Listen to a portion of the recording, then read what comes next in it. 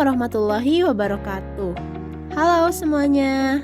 Hari ini kami berada di salah satu tempat wisata yang banyak dikunjungi oleh wisatawan lokal maupun wisatawan asing.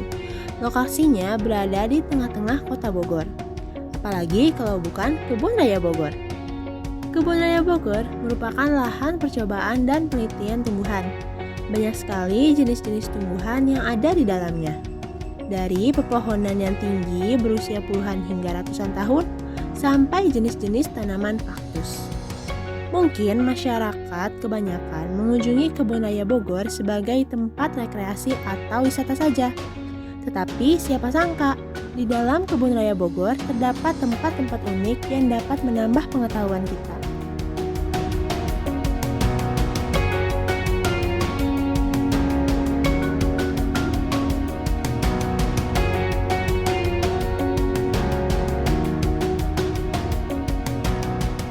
Tempat unik pertama yang akan kita kunjungi yaitu situs prasasti Patung Lembu Nandi.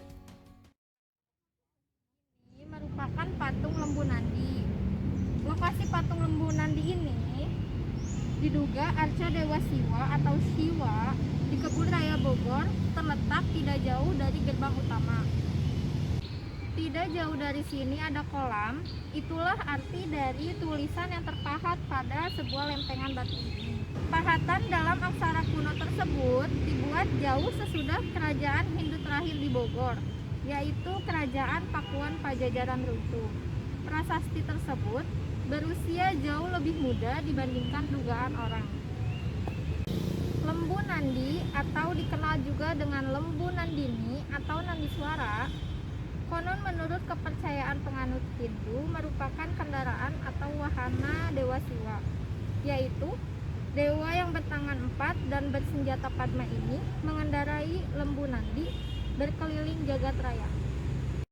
Kedua arca ini, yaitu patung Lembu Nandi dan arca Dewa Siwa, menurut papan informasi, berasal dari sebuah kolam kuno di daerah Ciapus.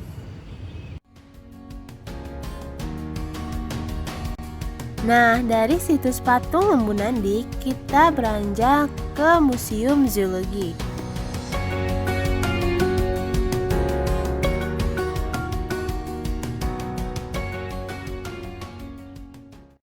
Sekarang kita berada di Museum Zoologi. Museum Zoologi ini terletak di Bogor yang memiliki koleksi berkaitan dengan dunia satwa, seperti berbagai spesimen jaweka maupun fosil hewan. Berikut peta Museum Zoologi.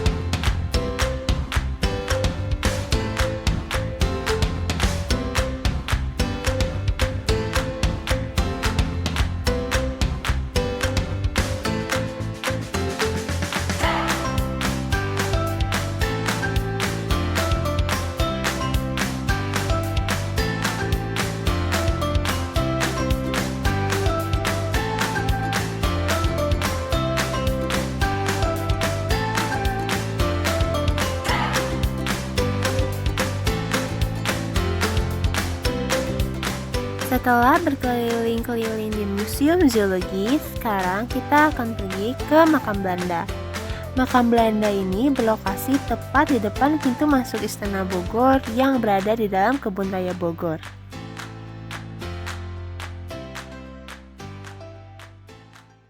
Nah, teman-teman, sekarang kita berada di Makam Belanda. Adapun sejarahnya dari Makam Belanda ini, komplek pemakaman tua ini telah ada jauh sebelum Kebun Raya Bogor didirikan tahun 1817 oleh C.G.C. Rainworth. Bentuk nisan, ornamen dan tulisannya sangat menarik untuk Anda amati. Di sini terdapat 42 makam dan 38 diantaranya mempunyai identitas, sedangkan sisanya tidak dikenali. Kebanyakan yang dimakamkan di sini adalah keluarga dekat Gubernur Jenderal Hindia Belanda. Makam tertua di kompleks pemakaman ini adalah makam seorang administrator toko obat berkebangsaan Belanda yang bernama Cornelis Potmans yang wafatnya tanggal 2 Mei 1784. Sedangkan yang paling baru adalah makam Prof. Dr. A.J.G.H. Kostermans yang meninggal tahun 1994. Ia seorang ahli botani yang terkenal dari Belanda yang menjadi warga negara Indonesia sejak tahun 1958. Kostermans ini dimakamkan dekat lingkungan tumbuhan yang ia cintai, sesuai dengan keinginannya sebelum dia meninggal. Kemudian sekarang kita akan menuju salah satu tempat yang banyak dibicarakan oleh masyarakat sekitar, yang membuat Kebun Raya Bogor memiliki sisi romantis, yaitu pohon jodoh. Tetapi tujuan utamanya bukan itu. Kita akan pergi ke makam Ratu Galuh yang berlokasi tidak jauh dari pohon jodoh.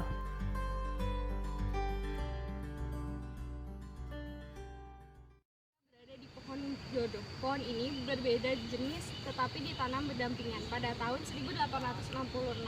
Pohon yang satu merupakan jenis dari pohon meranti tembaga, sedangkan pohon yang di sebelahnya adalah jenis dari pohon ara ratu. Karena perawakannya mirip satu sama lain, maka masyarakat sekitar menyebut pohon ini sebagai pohon jodoh. Sekian pohon dan tanaman yang ada di Kebun Raya Bogor, pohon jodoh memiliki cerita yang unik. Pohon ini ditengarai bisa melanggengkan sebuah hubungan. Jadi, jika berkenalan dengan lawan jenis di pohon jodoh tersebut sebuah mitos yang beredar di masyarakat, maka keduanya akan berjodoh. Tak heran, banyak pengunjung yang sengaja datang untuk melihat pohon jodoh yang ada di Kebun Raya Bogor, yang merupakan kebun raya terbesar di Asia Tenggara. Mitos dari pohon jodoh ini juga dikait-kaitkan dengan makam keramat Ratu Galuh. Hal ini lantaran lokasi dari pohon jodoh dan juga komplek makam istri kedua dari Prabu Siliwangi. Sementara itu, Humas Kebun Raya Bogor mengatakan pohon jodoh ditanam sekitar tahun 1866. Pohon asli Indonesia yang hampir punah tersebut ditanam dengan dua jenis yang berbeda. Dulunya, di bawah kedua pohon ini ada ditempatkan sebuah bangku taman untuk pengunjung. Hanya ketika terakhir, bangku tersebut sudah tidak ada. Mungkin pengelola menghindari agar mitos tersebut tidaklah terlalu dipercaya oleh para pengunjung. Sekarang kami berada di Komplek Makam Keramat, di mana Komplek Makam Keramat ini merupakan situs cagar budaya. Situs cagar budaya ini merupakan makam kerajaan Pajajaran Ratu Galuh Mangku Alam Prabu Siliwangi, di mana di dalamnya terdapat 4 makam. Yang pertama ada makam Ratu Galuh Mangku Alam Prabu Siliwangi, yang kedua ada Mbah Jepra, yang ketiga ada Mbah Baul, dan yang terakhir ada Solendang Galuh Pangkuan. 4 makam ini terlawat dengan baik. Para pengunjung tidak hanya disuguhkan dengan keanekaragaman hayati, tetapi juga situs penting bersejarah untuk masyarakat Bogor, Jawa Barat. 4 makam keramat ini ditemukan sekitar 600 tahun yang lalu.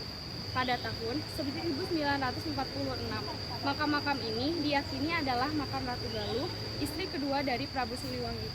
Kemudian ada Mbah Jepra sebagai panglima kerajaan Pajajaran, lalu ada Mbah Baul sebagai senopati kerajaan Pajajaran, dan Solendang Galuh Pangkuan sebagai seorang yang hidup pada era kerajaan Pajajaran akhir. Makam Ratu Galuh dirawat oleh penjaga makam dengan sangat baik. Masih banyak masyarakat yang mengunjungi makam tersebut untuk berziarah, terutama kerabat dekat atau keturunan Ratu Galuh.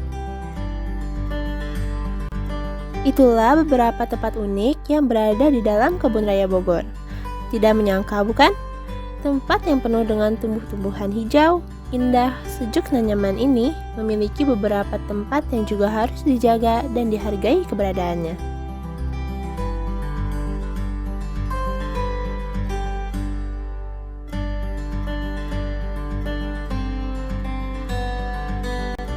Dan sekarang kita akan mewawancarai masyarakat sekitar. Apakah dengan adanya Kebun Raya Bogor ini mempengaruhi kehidupan mereka?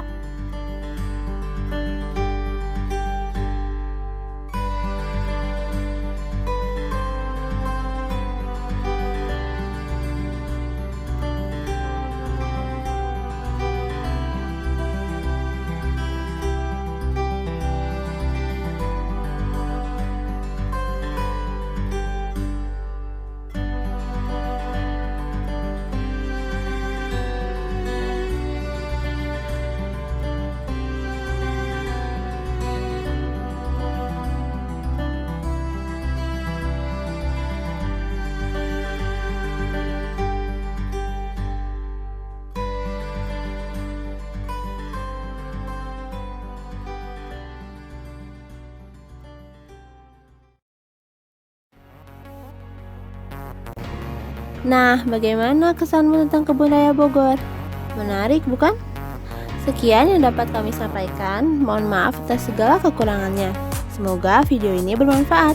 Terima kasih. Wassalamualaikum warahmatullahi wabarakatuh.